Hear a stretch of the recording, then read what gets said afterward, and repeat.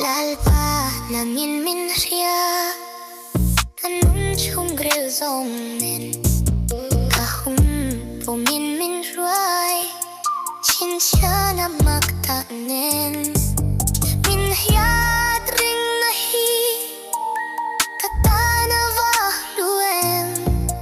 chao chang ong thin ma se lalpa ka zui an che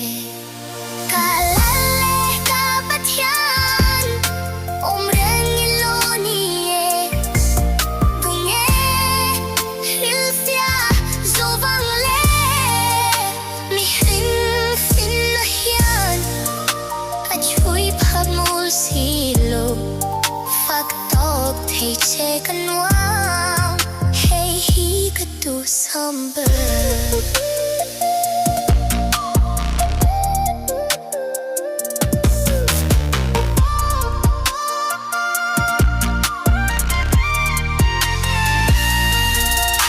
katan iram ruata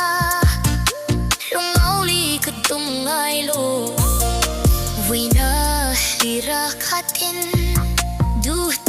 gadil thin che ma se nangin min ria kamamo chau min pe lunga wina tlang thoveng buruak min hitir thin kalale ka pathian om reng iloni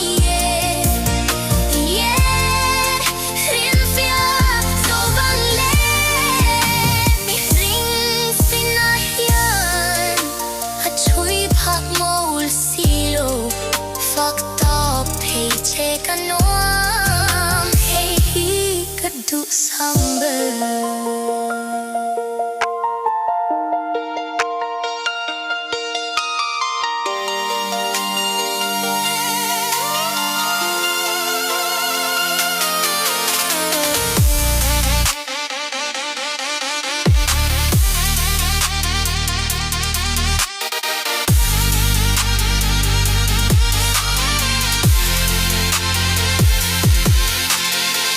sat mangan buai na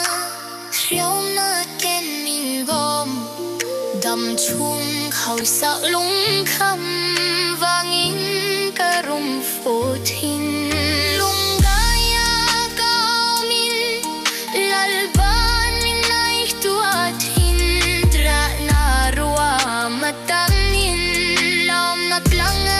min lon til